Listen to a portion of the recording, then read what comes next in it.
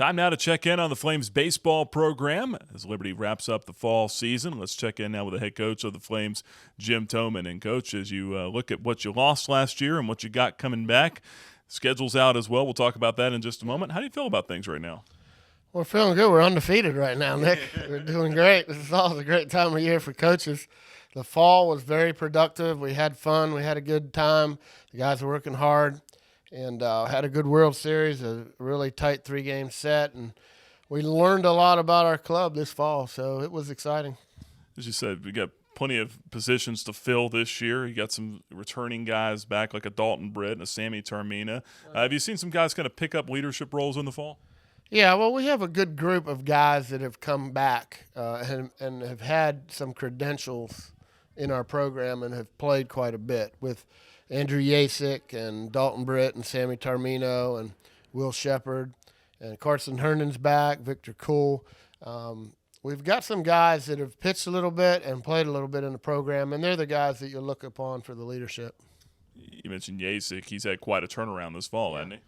Yeah, he really – I want to say that he's ready to have his coming out party because, he's grinded it out. He's had a couple decent years. Last year he didn't hit for the power that we expected him to, but he still had a solid year. Everyone expected him to hit 15 home runs, and maybe we put too much pressure on him and the expectations were too high. For a kid that has that type of power, you expect to see a lot of home runs. Well, he only hit 2 or 3 last year, but he did hit, I think, 280 or something like that. Had a pretty good year. He actually this fall just wore it out. He hit about 420 this fall and hit 3 or 4 home runs and pretty much was our most consistent hitter all fall. So we look for him and a guy like Sammy Tarmino to be in the middle of our order, and they really swung it well this fall. So we're hoping veteran guys like that can at least be the start to a pretty good offensive club. It seems like the makeup of the lineup is there. The question is, where do you put those guys in the field? Is Yasik's played a couple of different places. Tarmina's played a couple of different places. Yeah, we haven't quite figured all that out, but, you have an idea that, Yasik and Tarmino will be at first base or DH, and Andy has played a little bit of left field as well. And you have an idea that Will Shepard, although he's been hurt all fall with a sports hernia, you have an idea that he could hit in the middle of our order when he's healthy and play right field. You also know that Dalton Britt's going to be in the lineup somewhere. He's been a 3-year starter for us already and had a good fall. And Dylan Allen's back, who started as a freshman, and last year swinging he hurt his shoulder and had surgery, and he really swung it well. So you're looking at right there, you got a guy – Dalton Britt that has a lot of at-bats and can hit, and Dylan Allen hit well as a freshman, and he's stronger now. And you got Yasik back ready to produce. You got Tarmino. You got Shepard. Well, you're starting to talk about a pretty good lineup right there. How about behind the plate, losing Becker Sankey? Well, Becker was a very good offensive catcher for us last year.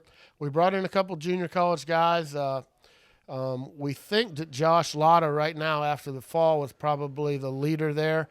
Although Jake Barbie, a guy that's been in our program that has a really nice swing, he swung it well this fall, and he's certainly in the mix back there as well. So we have a couple guys. Connor Scarborough back there has a chance, and so we think our catching's going to be fine, and we have 2 or 3 guys, and we may rotate a little bit until someone emerges offensively. But we're happy with, Coach Hunt works with the catchers, did a nice job with them this fall, and they threw out some runners. And our pitchers did a nice job of holding runners, which was good to see. So we feel good about our catching. We feel good about the middle of our lineup. We have a new second baseman, Eric Grabowski, really swung it well this fall. And we think that, he looks like a guy at second base. Aaron Struzma was pretty good in center field. He's a physical guy. He's a little bit stronger. And we have a freshman that was drafted out of high school that really swung the bat well.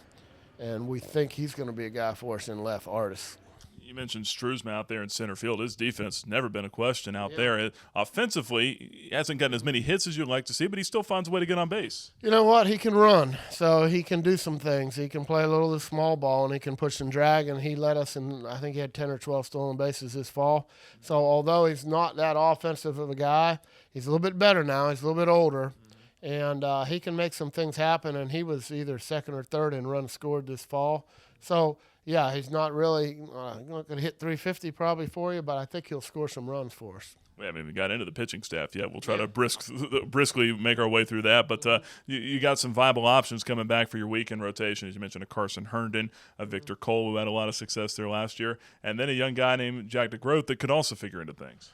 Yeah, we have 10 or 12 guys that pitched extremely well in the fall, and we got to figure out what their roles are. But it all starts, Victor Cole has a lot of experience and had a very good fall.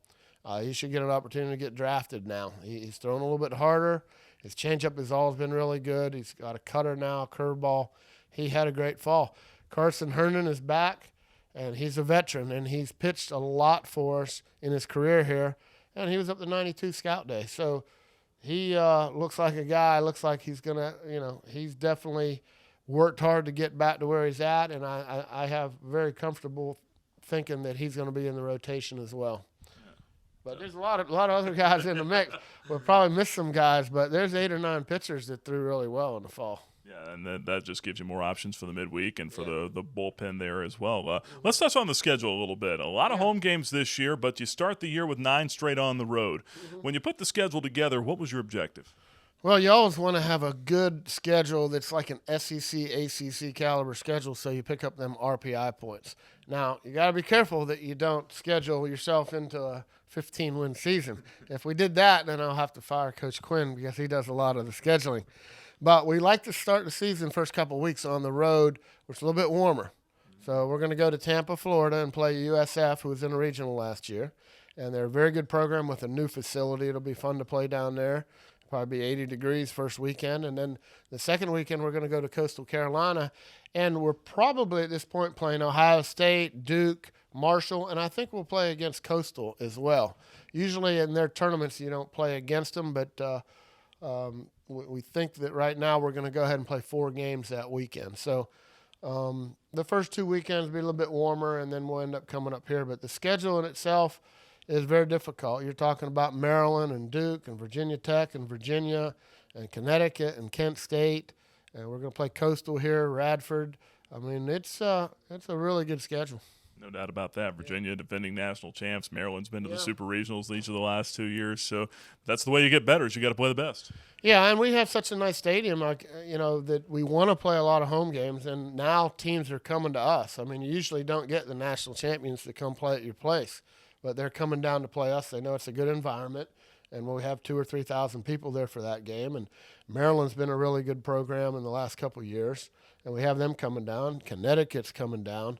Coastal has to play up here this year, which is good to have them here. They're loaded this year.